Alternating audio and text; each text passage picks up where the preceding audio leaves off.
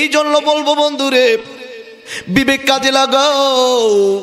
তোমার বিবেক যদি না তোমার কাজে না লাগায়, তোমাকে জাহান্নাম থেকে বাঁচাতে পারবে না। আরে বন্ধু, আবার আল্লাহ পাকের জন্য পবিত্র কোরআনে ডাক দিয়ে বলেন, উলাইকা আলা হুদাম মির রাব্বিহিম ওয়া উলাইকা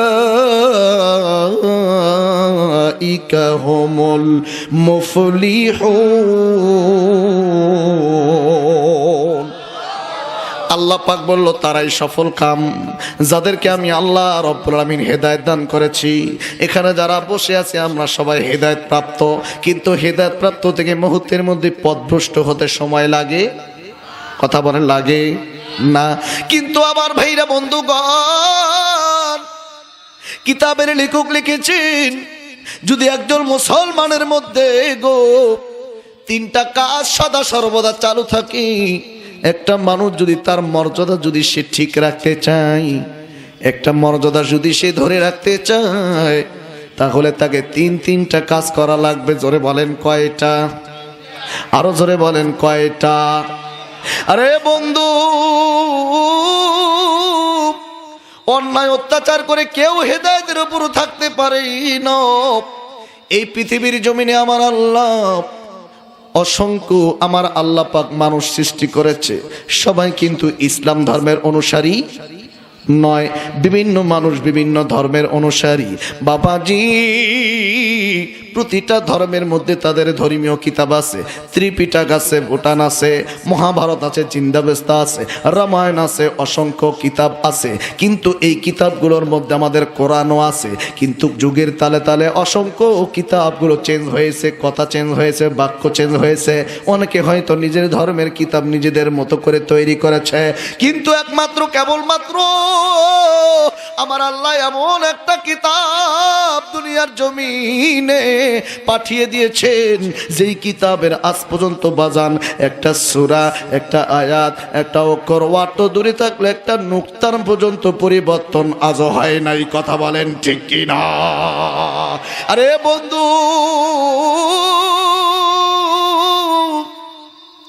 কিন্তু বড় দুঃখ লাগে, কষ্ট লাগে, প্রতিটা ধর্মের কিতাবের মধ্যে তাদের বাণী আছে, মানুষকে কষ্ট দেওয়া যাবে না, মানুষের উপর অত্যাচার করা যাবে না, মানুষের উপর জুলুম করা যাবে না, মানুষকে কষ্ট দেওয়া যাবে না। প্রতিটা ধর্মের মধ্যে আছে। কিন্তু আমার ভাইরা, আমার বন্ধুগণ, আমরা এত যাবত দেখেছি, আমাদের কিতাবও আছে, তাদের কিতাবেও আছে। যারা শান্তির বাণী শোনায়, গিয়ে দেখেন করছে। কথা বলেন না কেন? যারা শান্তির বাণী শোনায় তারাই অশান্তি সৃষ্টি করছে। আমার ভাইরা, এক্সাম্পল হিসাবে একটা উদাহরণ নেন। আমার এই সোনার বাংলাদেশে আমার ভাইরা, আমার বন্ধুগণ, মুসলমানরা বসবাস করে, হিন্দুরাও বসবাস করে, বৌদ্ধরাও বসবাস করে, এরপরে আমার ভাইরা খ্রিস্টানরা বসবাস করে, সবাই বসবাস করে। তার মধ্যে বন্ধু বিধর্মীরা আমার সোনার বাংলায় আমার বন্ধুগণ এতটা আরাম আয়েশে তারা আছে। একটা ছোট বাচ্চা মায়ের কোলে যেমন আরামে থাকে, আমার দেশের সংখ্যালঘু বিধর্মীরা তারা সেই রকম আরাম আয়েশে আছে। কথা বলেন, কথা বলেন। কোনদিন কি বাংলার জমিনে এমন হয়েছে কোন বৌদ্ধ, কোন খ্রিস্টান, কোন সনাতন ধর্মের লোককে পিটিয়ে হত্যা করা হয়েছে? এমন ইতিহাস কি আছে? কথা বলেন না কেন আছে? অথচ বন্ধুরে, আমাদের পার্শ্ববর্তী দেশ ভারতের ইতিহাস পড়ে দেখেন বন্ধু, যাকে নাম দেওয়া হয়েছে মুদি কসাই। কথা কয় না কে? একটু জোরে বলতে হবে, ঠিক কিনা?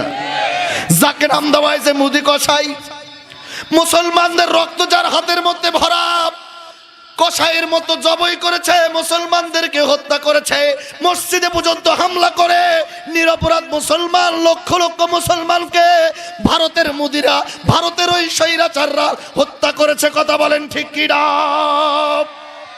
পুরা বিশ্বের মিডিয়াগুলো চুপ, পুরা বিশ্বের মিডিয়াগুলো চুপ আছে, কোনো কথাও বলে নাই। আমরাও অত বাড়াবাড়ি করি নাই, কারণ আমরা আল্লাহর ওপর বিশ্বাসী। যারা হত্যা করে, যারা এত কিছু করে, অত্যাচার করে, আমার আল্লাহ চাইলে তাদের বিচার করতে পারে। কথা বলেন ঠিক কি না? কিন্তু বড় দুঃখ লাগে, আমার এত সুন্দর একটা সোনার বাংলাদেশ, যেই বাংলাদেশে আমরা ধর্ম বর্ণ নির্বিশেষে একসঙ্গে বসবাস করছি, কোনো ঝামেলা, কোনো অশান্তি, কোনো ষড়যন্ত্র, এগুলো কিচ্ছু নাই। কিন্তু হঠাৎ করে বাজান, এই 2-3 দিন পূর্বে আমার আপনার একজন মুসলমান ভাই, চট্টগ্রাম অ্যাডভোকেট সাইফুল ইসলাম আলিফ ভাই, আমার ভাইরা ইসকন নামের সন্ত্রাসী বাহিনীরা যেভাবে পিটিয়ে হত্যা করেছে, বিশ্বাস করেন মুসলমান, যদি তার ওই আহত অবস্থার ছবিটা দেখতেন, নিজেকে কন্ট্রোল করতে পারতেন না। এক একটা জায়গায় কোপ মারছে, সিলাই করার মতো তার কোনো উপায় নাই। ছোট্ট একটা বাচ্চাটা বাবার লাশের পাশে গিয়া আব্বু আব্বু বলে ডাকে, চোখের পানি দূরে রাখতে পারি নাই। আব্বু উঠো না আব্বু, আমারে তুমি দোকানে নিয়ে যাও, চকলেট কিনা দাও। আব্বু আব্বু বলে আব্বু তো ওঠে না, কারণ আব্বু ইসকন সন্ত্রাসী সংগঠনের সেই সন্ত্রাসীদের হাতে নিহত হয়ে গেছে, শহীদ হয়ে গেছে। আহারে, তারা আমাদের ভাইকে মারলো, অথচ ভারত বাংলাদেশকে হুমকি দেয়। কথা বলে না? তারা আমাদের ভাইকে হত্যা করলো আর ভারত হুমকি দিচ্ছে। আমরা বলবো ষড়যন্ত্র করো না। বাংলার জমিনে যে সমস্ত মুনাফিকের বাচ্চারা, স্বৈরাচারী দোসররা, ইসকন কর্মী সেজে আজকে বাংলাদেশকে ভারতের সাথে গৃহযুদ্ধ বাঁধানোর চেষ্টা করছো, তাদের উদ্দেশ্যে বলবো, আমরা বাংলাদেশের মুসলমান ভাই পাই না, কারণ আমরা তো বদরের প্রান্তে 313 জনকে নিয়ে খেলার অভ্যাস আমাদের মধ্যে আছে। প্রয়োজন হলে তোমাদের সঙ্গে খেলবো, সামনাসামনি আসো। মুনাফিকের বাচ্চারা পিছনের দিক থেকে আঘাত করো না, যদি বৈধ মায়ের সন্তান হয়ে থাকো। কথা বলেন ঠিক কিনা? যদি বৈধ হয়ে থাকো, সামনাসামনি আসো। শুধু আমি ভারতকে চ্যালেঞ্জ করলাম না, গোটা বিশ্বের যত ইহুদি নাসারা ও মুসলিমরা, মুসলমানদের সন্ত্রাসীরা, মুসলমানদের যারা শত্রু আছো, আমি গোটা বিশ্বের বিধর্মীদেরকে, ইসলামের শত্রুদেরকে আমি চ্যালেঞ্জ করলাম, যুদ্ধ করতে চাও আসো, খেলবো। আমাদের মাথা থেকে পা পর্যন্ত একজন মুসলমানের পুরো জীবনটাই হলো যুদ্ধময় ইতিহাস। কথা বলেন না কেন? আমাদের পুরো ইতিহাসটা হলো জিহাদ করা ইতিহাস। আমরা শহীদ হতে জানি, গুলি খেতে জানি, মৃত্যু অসুখ মারা যেতে জানি, কিন্তু মাগার কোন স্বৈরাচার জুলুমবাজ কোন বিজাতিকে আমরা ভয় করতে জানি না। কথা বলেন ঠিক কিনা? পিছনের দিক থেকে আঘাত করো কেন মুনাফিকের বাচ্চারা? সাহস থাকলে সামনে আসো। তোমাদের কোটি কোটি থাকতে পারে, কিন্তু আমাদের সামান্য যদি সৈনিক যদি 313 জন থাকে, তোমাদের কোটি কোটির সঙ্গে আমাদের 313 জনই যথেষ্ট তোমাদেরকে পরাজয় করতে। কারণ আমাদের শক্তি দুনিয়ার কোনো শক্তি নয়, আমাদের শক্তি নাজিল হয় আসমান থেকে। কথা বলেন ঠিক কি না? কষ্ট হচ্ছে নাকি? এর জন্য সাবধান করে দিচ্ছি। আর আজকের মাহফিল থেকে এটাই আবদার করছি, বাংলাদেশের সন্ত্রাসী সংগঠন ইসকনকে অচিরেই নিষিদ্ধ করতে হবে। কথা বলে না কেন? যারা আমার ভাইকে কুপিয়ে হত্যা করলো, তাদের ঠাঁই বাংলার জমিনে হবে না, হতে পারে না। যারা পক্ষ নেবে বুঝবেন, তারাও আরেক প্রকারের মুনাফিক, ক্ষমতা লোভী। কথা কয় না? ক্ষমতার জন্য যারা সন্ত্রাসীদের সঙ্গ নিবা, স্বৈরাচারী সঙ্গে নিবা, স্বৈরাচারী সঙ্গ নিবা, তাদের পক্ষ নিবা। মনে রেখো, এ জাতি যদি 17 বছরের স্বৈরাচারকে বিদায় করতে পারে, আগামী দিনেও যারা স্বৈরাচার হবা তাদেরকেও বিতাড়িত করতে পারবে। কথা বলেন ঠিক কি না? আমার ভাইরা, আমার বন্ধুগণ, এইবার মনোযোগ দেন। আল্লাহ রাব্বুল আলামিন তিনটা মাধ্যমে আমাদেরকে হেদায়েতের উপর রাখবেন। 1 নম্বরই আল্লাহ পাক ডাক দিয়ে বলো, বান্দা তোমরা নিজের নফসকে নিয়ন্ত্রণ করো। একটু আওয়াজ করে বলেন বাজান, কি নিয়ন্ত্রণ করার কথা বলছেন? কথা বলে না, একটু জোরে বলে। আল্লাহ পাক রব্বুল আলামিন আমাদের নফসকে নিয়ন্ত্রণ করার কথা বলছে, কারণ আমাদের সব থেকে বড় দুঃখ, বড় আঘাত শয়তান আমাদের নফসগুলোকে দেয়। একটু মনোযোগ দেন, খুব গুরুত্বপূর্ণ বিষয়।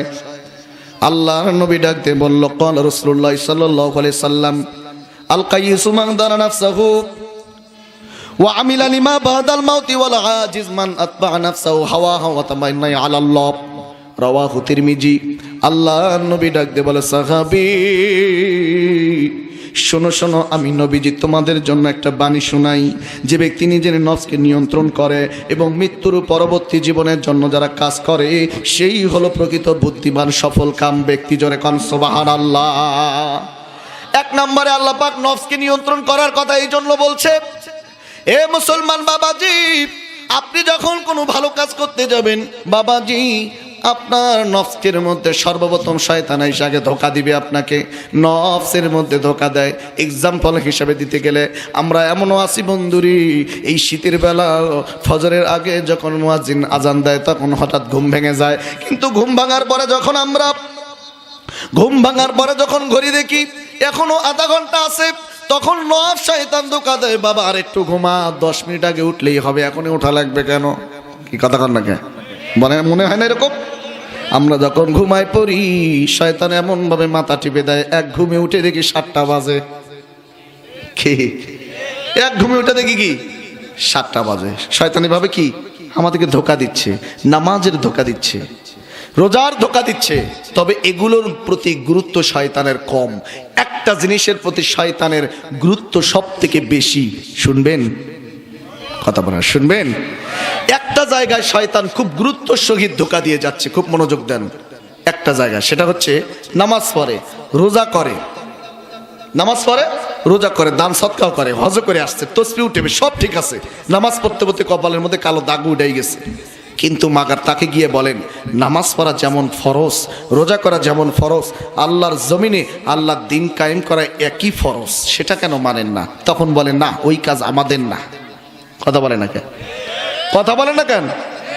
শয়তান ধোঁকা দিচ্ছে। ধরেন আমার কাছে একটা বাক্স আছে, খুব মনোযোগ দেন, একটা বাক্স, এই বাক্সের মতো অনেক কিছু আছে, অনেক কিছু। আমার হাতে এটা কি বলেন? জোরে বলেন। এই পবিত্র কোরআনের মধ্যে পৃষ্ঠা আছে এক একটা, তাই না? শয়তান মানে চেষ্টা করতেছে একটা করে পৃষ্ঠা গলিয়ে সিরিয়াল নষ্ট করে দিই, আস্তে আস্তে কোরআনটা ধ্বংস হয়ে যাবে। কিন্তু হঠাৎ করে শয়তান চিন্তা করলো, কি রে, কোরআনের এই একটা করে পৃষ্ঠা যদি আমি নষ্ট না করি, আমি যদি পুরো কোরআনটাই যদি একদম একবারে নষ্ট করে দিই, এরপর আল্লাহ পাক রব্বুল আলামিন সর্বপ্রথম এক একটা পৃষ্ঠা বান্দা পড়বে, এক একটা পৃষ্ঠা পড়া থেকে যদি পুরো কোরআনটাই পড়া বন্ধ করে দেই, তাহলে তো আমার ভিতরের পৃষ্ঠা আপনি বন্ধ হয়ে যাবে, আর আমার কষ্ট করে টাকা দেওয়া লাগবে না। কথা কন না কেন? মানব মণ্ডলী বান্দাবান্দি সৃষ্টি হয়ে গেল। আরে বাজার নাম কি? এই দিনের মধ্যে আল্লাহ পাক নামাজ, রোজা, হজ, যাকাত, কালেমা, ফাস্ট, থাকে বাবাজি, মানব মণ্ডলী একটা পর্যন্ত ঘর থেকে সংসদ পর্যন্ত রাষ্ট্র পর্যন্ত সবকিছু আল্লাহ একটা শব্দের মধ্যে পূর্ণাঙ্গভাবে ব্যাখ্যা করে বিশ্লেষণ করে সুষ্ঠু সমাধান দিয়েছেন। তার নাম হচ্ছে দিন। তার নাম কি? এই একটু জোরে বলেন না কেন? দিন। এখন শয়তান চিন্তা করলো, ওই যে আমি এনাকে নামাজের জমিনের মানুষের হেদায়েতের কল্যাণে মানুষকে সতর্ক করার জন্য আমি একটা জিনিস ধোঁকা দেব, সেটা হচ্ছে দিন ব্যবস্থা থেকে যেন মানুষ দূরে থাকে। এজন্য আমার দেশের এখনো এই পর্যায়ে প্রায় 70-75% মানুষ আল্লাহ জমিনে আল্লাহর দিন ব্যবস্থা কায়েম করার আন্দোলন থেকে এখনো দুনিয়ার জমিনে পাঠিয়ে দেন। এই কথা বলে না, মানে তারা বুঝেই না, তারা বোঝেই না যে আল্লাহ জমিনে আল্লাহ দিন কায়েম করা ফরজ। এরা নামাজ পড়ে, পর্যায়ে কপালে দাগ তুলতে সব ঠিক আছে, কিন্তু আল্লাহ জমিনে আল্লাহ দিন কায়েম করার কাছ থেকে তারা দূরে, কারণ তাদের অন্তরটা শয়তান এমন ভাবে ধোঁকা দিয়ে যায়, এমন ভাবে শয়তান ঘিরে রাখছে যে তার কলবের ভিতরে আল্লাহর জমিনে আল্লাহ দিন কায়েম করার এই বিষয়টা দুনিয়ার জমিনে কলবের ভিতর ঢুকছেই না, বাহির থেকেই বের হয়ে যাচ্ছে। কথা বলেন, সময়টার মধ্যে আসে নাই, সেটাই মাত্র কারণ, কিন্তু শয়তান আপনাকে ভিতরে কি করছে? এমন ভাবে ধোঁকা দিয়ে সময়টার মধ্যে এজন্য এক নাম্বার নফসকে ঠিক করতে হবে। এক নাম্বার কি? আল মুজাহিদু মান জাহাদা নাফসাহু ফি তাআতিল্লাহ। রাসূল বলেছেন ওই ব্যক্তি সফল কাম, ওই ব্যক্তি সফল যোদ্ধা, ওই ব্যক্তি মুজাহিদ, যে তার নফসকে নিয়ন্ত্রণ করতে পারে, সংগ্রাম করতে পারে নফসের বিরুদ্ধে। করে কাম সুবহানাল্লাহ। এরপরে আসেন ভুলে যায় এমনটা নয়, আল্লাহকে রাব্বুল আলামিন দুই নাম্বার বললেন আমার ভাইরা বন্ধু মুমিন যারা মুসলমান যারা তাদের জন্য দুই নাম্বার বিষয় থাকবে তারা সব সময় শহীদ আমার অন্তরের মধ্যে লালন করবে সৃষ্টির ইবাদত পূজা তারা করা শুরু করে দেয় অন্তরের মধ্যে শহীদি তামান্না নিতে হবে আল্লাহর কাছে বলতে হবে আল্লাহ গো আমি তো দুনিয়া থেকে বিদায় নিব আমি দুনিয়ার জমিনে থাকবো না সূরা আল ফুরকানের 3 নাম্বার আয়াত তাফসীর ইবনে কাসির তাফসীর ফি জিলালের মধ্যে পড়ে মারিফ অলঙ্কারের মধ্যে পড়ে নানা অসংখ্য দুনিয়ার আয়োজনে পড়ে বর্ণনা করে মানুষ আছে নিজেই ভুলে যায় দুনিয়ার জমিনে সেই সময় সেই ছিল দুনিয়াতে আসছে আবার কোথায় চলে যেতে হবে কিছু সংখ্যক মানুষ আছে বারবার সত্য দুনিয়াতে নানান রকম সৃষ্টির ইবাদত পূজা তারা ফেলে ফেলে গ্রুপ অনুযায়ী তারা করতে থাকে এদের মধ্যে আল্লাহর ইবাদত বাদ দিয়ে আল্লাহ সৃষ্টির ইবাদতে তারা গ্রুপ হয়ে যায় এর মধ্যে বাজান রে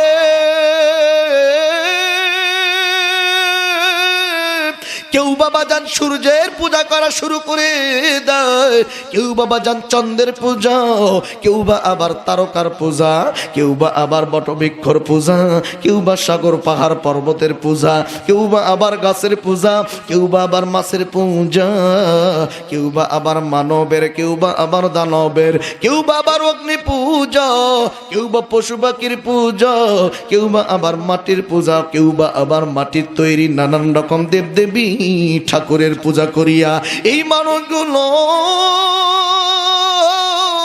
একটা পর্যায়ে অন্ধকার দিকে চলে যায় আল্লাহওয়ালা মানুষগুলো একটা সময় আল্লাহ রাব্বুল আলামিনকে ভুলে যায় নবীওয়ালা মানুষগুলো নবীকে ভুলে যায় দিনের পথের মানুষগুলো দিন থেকে দূরে সরে যায় আরে বাজার কিতাবওয়ালা মানুষগুলো একটা পর্যায়ে কিতাব থেকে দূরে সরে যায় দিনের পথের মানুষগুলো দিন থেকে তারা দূরে সরে যায় আলোর পথের মানুষগুলো অন্ধকার অচ্ছন্নর পথে চলে যায় সঠিক পথের মানুষগুলো পথ ভুলে যায় কিন্তু আমার আল্লাহ এই তামাম পৃথিবীর পথ ভোলা মানুষগুলোকে সঠিক একটা পথের সন্ধান দেওয়ার জন্য আল্লাহ ভোলা মানুষগুলোকে আল্লাহওয়ালা করার জন্য নবী ভোলা মানুষগুলোকে নবীওয়ালা করার জন্য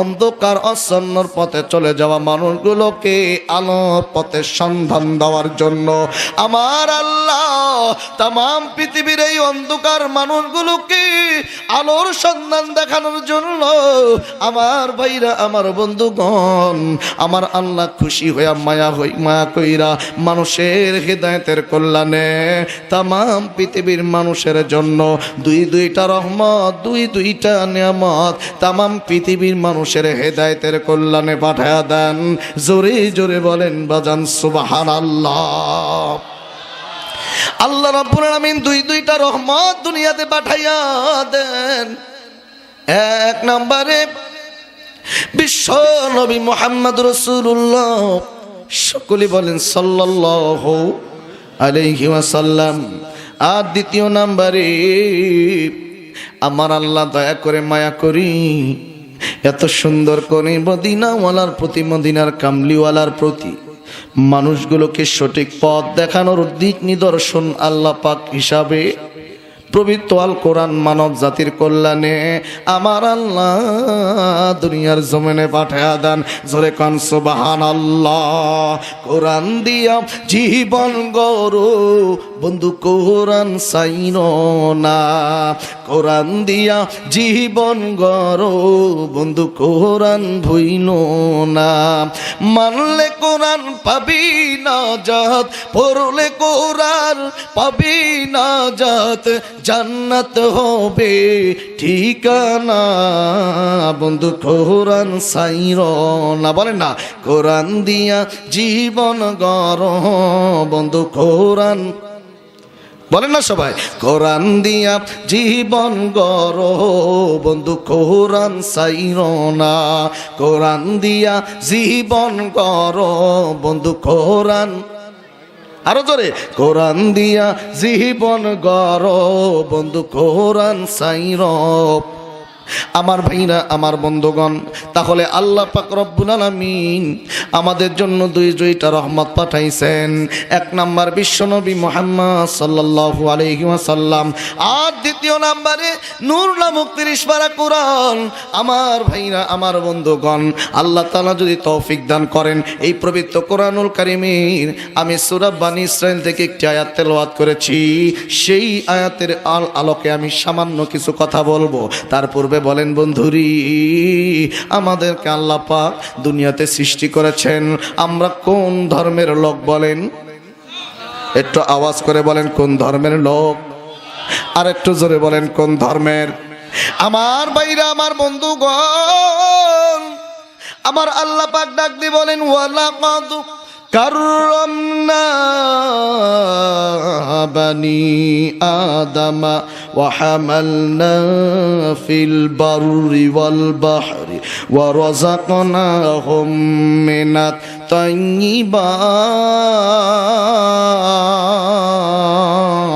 তাইয়্যিবাত। আর একটু জোরে বলেন আল্লাহু আকবার। এই পাশের ভাইরা একটু জোরে বলেন আল্লাহু আকবার। আমার ভাইরা, আমার বন্ধুগণ, আল্লাহ পাক রব্বুল আলামিন আমাদেরকে দুনিয়ার জমিনে আদম সন্তানগুলোকে আল্লাহ পাক মর্যাদা সম্পন্ন হিসেবে দুনিয়াতে পাঠাইছে। একটু গভীর মনোযোগ দেন। আমাদেরকে আল্লাহ পাক ওই যে দুনিয়াতে পাঠাইছে, দুনিয়ার জমিনে আমাদেরকে মর্যাদা দিয়ে পাঠাইছে। এমন মর্যাদা আল্লাহ পাক আমাদেরকে দিয়েছেন, যে ধর্মের যে লোকটাই হোক না কেন, দুনিয়াতে আসার সময় ওই লোকটা প্রকৃত মর্যাদা নিয়েই দুনিয়াতে আসে। আমার আল্লাহ বলল, পৃথিবীর সব মানুষের দাম আল্লাহর কাছে সমান। সব মানুষকে এই জন্য আল্লাহ পাক মর্যাদা দিয়ে দুনিয়াতে পাঠাইছে।